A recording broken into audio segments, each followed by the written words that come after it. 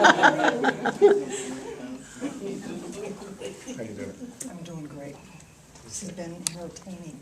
Well, I'm trying to be entertaining too. I'm entertained. Oh, take note. It's working. Okay. Say your name, please, Helene, so I can talk at a lower decibel level for you. You have a line of clairvoyance in both of your hands. What are you going to do with those? who knows? So, the line of clairvoyance is a big deal. And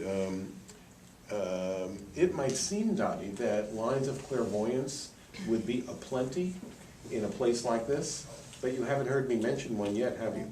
No, and everybody I've talked to is probably highly intuitive. But that's different when a person has the line of clairvoyance, and especially different when she has one in each hand. So let me show it to you. Is it right there?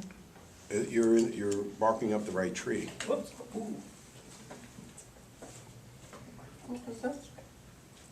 You mind if I draw a little? I recommend not washing for a week. So you can get used to seeing that. This one has a star in the middle of it. So the line of clairvoyance person, it's a complete rearrangement of the nervous system to be tuned to the God radio with no other stations except God radio stations. Can you follow my metaphor? I think it's a metaphor. Such that as you observe the world, you see meanings all the time. There's like the eyeglasses through which you observe the world is through, I'm explaining to the other people who don't have the line of clairvoyance. And I'm just bragging on you a little bit because I enjoy doing that. So it's not something that you need to tune in order to tune in. Your system is arranged such that it doesn't matter what's going on.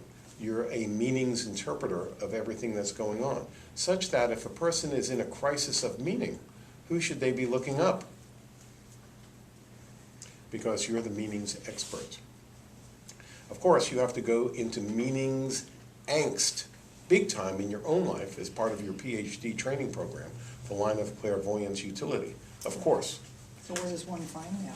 Well, you can't find it anywhere. You have to make that up yourself because the world is not filled with lines of clairvoyance, so you're on your own island. That's the good news and the bad news. The good news is that if somebody needs meaning, by the way, who needs meaning? Viktor Frankl and everybody else. When somebody needs meaning and they're at their wits' end regarding meaning, they should be hiring you to help them find meaning because you're a genius at finding meaning. However, will you, won't you? I do not know. Will you do that just for friends and family? Will you help your Aunt Matilda? Will you spend hours and hours listening to her on the phone complaining about the fig tree, who knows what, and trying to help her find a little meaning in her life? Or will you deploy this in a way that is more beneficial to you and others? Yeah, it's a good question. I'm not answering the question. I'm just saying, you've got two lines of clairvoyance. Very impressive, young lady.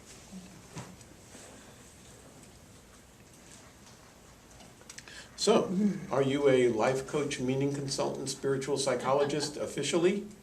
Well, then you're at least an unofficial spiritual psychologist, aren't you? I'll answer my own question. Yes! She's a good healer. I'll bet she is. Okay, we haven't had too many arches today, but here they are. Okay, that's two of them. Let's see how many total we wind up with. I probably wanted to be a star of intention too. Yeah, she stopped it from being a star of intention. More power than she wanted. Okay. Yeah. Okay. So, are you familiar with your past lives? Just one. Just one. You're still in healer's PTSD in this lifetime. The way you were treated for your spiritual psychologist element was rough, and you haven't had enough time as you come into this life to fully recover from the way you were treated for just trying to help people find meaning in life. And there's a part of you that is, imagine a veteran who comes home and there's a noise outside and the veteran is all jumpy because of, those noises were so dangerous. And we understand, and hopefully at least don't blame the veteran for that reaction. It just makes sense given what's happening. But in your case, the war, if you will, preceded this lifetime. The part of you that's jumpy in my metaphor is jumpy that way, but the apparent causation is invisible to the standard eye because it goes back into a different lifetime, and yet you're reacting to it as if it's so. There's a part of you that reacts as follows, I suggest. If I use my line of clairvoyance fully, they'll kill me again. Not only that, they'll kill the people I love too. I better keep it under my hat. There's another part of you that says, no, I can help. I want to help. I don't want to keep it under my hat. Hence the grapple of existence. Thank you very much. Well, they don't believe you. The Cassandra problem, yeah. Thank you. You're welcome. Okay, let me get my body going. Yeah, I understand.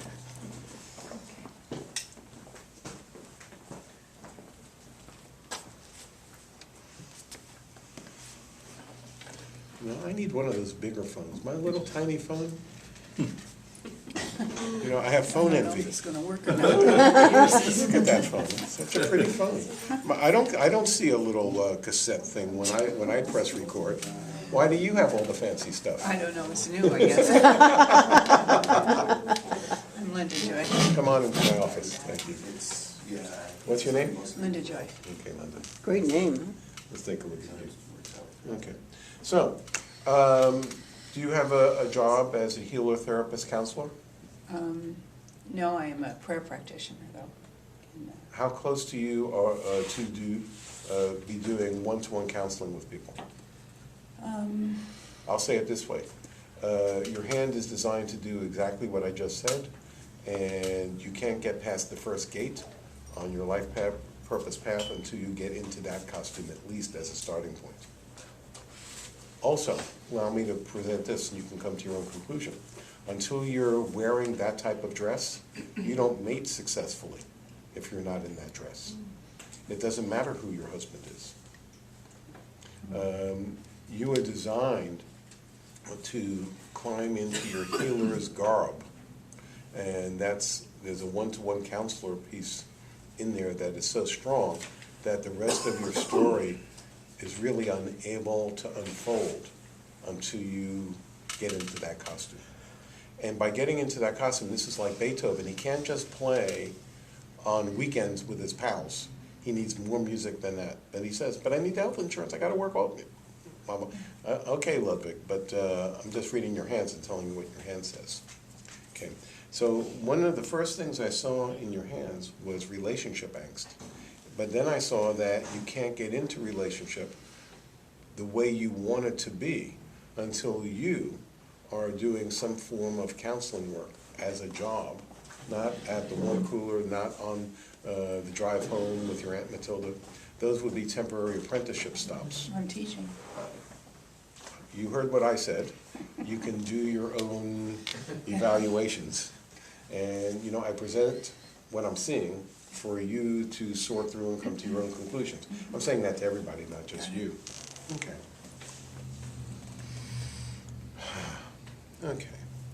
So, my guess is that when somebody is presenting their but list about why they can't be possibly happy or blah, blah, blah, blah, blah, blah, blah, they'll never be able to because Tina won't let her or something like that. There's a part of you, I'm guessing, that says, what is the federal case about this? It's not so complicated. If you love him, marry him. If you don't love him, don't marry him. Next! There's a part of you that sees the human soap opera turmoil as, what is all that? Just don't marry him then. Next. Okay. So that part of you that I'm describing so briefly, do you realize how unusual and special that part of you is? It's an essentialist wisdom. I'll say it in slightly different language. It's an essentializing wisdom. I like that better. I'll read the first one. What's the big deal, Mary? So move. I remember this time I did this workshop, I developed this relationship with some inner guide type of thing, and I did all blah, blah, blah, blah, blah, blah, blah, and then I was having trouble, and I remembered to check my inner guide, so I went through all the stages of breathing and blah, blah, blah, and I contact my inner guide. It's like I swam the oceans and climbed the mountain, and I said, I feel overworked. And he just rolled in the sky in circles holding his big belly. So work less. Next! That's an essentializing intelligence, isn't it? What's the complicated mess of things? I'm suggesting you have a way of being able to pull that off. Have you noticed? You know, verify this with the way you think. See if I'm right about it or not. And if you do that, you might not realize that that is special. You might think it's like, that's what everybody thinks when they calm down a little. No, it's not what everybody thinks when they calm down a little.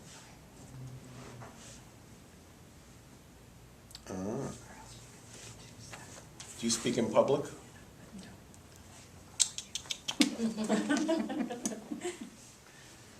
Really? You don't? No. Okay. Because you don't want to bother people or something? Oh, I'm scared to death too. Well, yeah, everybody on the list of scary things, snakes, spiders, speaking in public is way ahead of that. Death is way down on the list, you know? Okay, so you're in one of the Reclaim My Power Life purposes, and you have an essentializing intelligence healer thing that in some sacred place of honor you think you're helping the world by not imposing it on people, which would be your form of not using your power. It's like a sheriff who shot somebody in the Old West, and it turned out that it was a kid with a wooden gun, and now he doesn't wear guns, and every bad guy moves to Dodge City because the sheriff doesn't have guns, and in some warped honor thing he's trying to be a good guy, and the bank is getting robbed every day because the sheriff is so silly as to think that not wearing guns is the right thing to do in Dodge City. You can deconstruct that story, which I shortened for you. Tina knows the sheriff story more fully, because that applies directly to how you got yourself into all sorts of predicaments. That's your reading.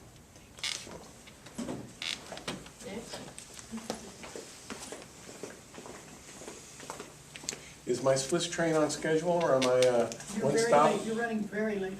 I'm running very late. 20 minutes to die. What are we gonna do? It's already 33. Move to the other room or something. Okay. Yeah, we can move to the other room.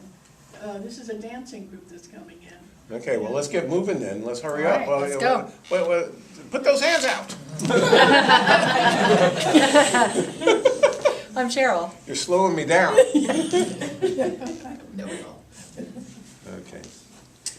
Let's see about you, Cheryl. Okay. So let me ask you something. As a child, I don't know, maybe it was a little bit later. Instead of asking you, what I'm seeing is an adult sense of responsibility arriving way before adulthood. So I'm not clear on whether it arrived at the age of 5 or age of 10 or something else. My first guess it was already fully formed by 5, and then I looked around and it was a more complicated story, but it doesn't really matter. By the time you were 10, you had more sense of responsibility than adults do for most of their lives, which is not true of 10-year-olds in general, which means that you could do complex tasks and handle them in an extremely efficient manner, and you could follow through on tasks in a way uncommon for somebody of that age. That has all sorts of implications, which I don't know because I didn't follow you around all these years and we haven't talked.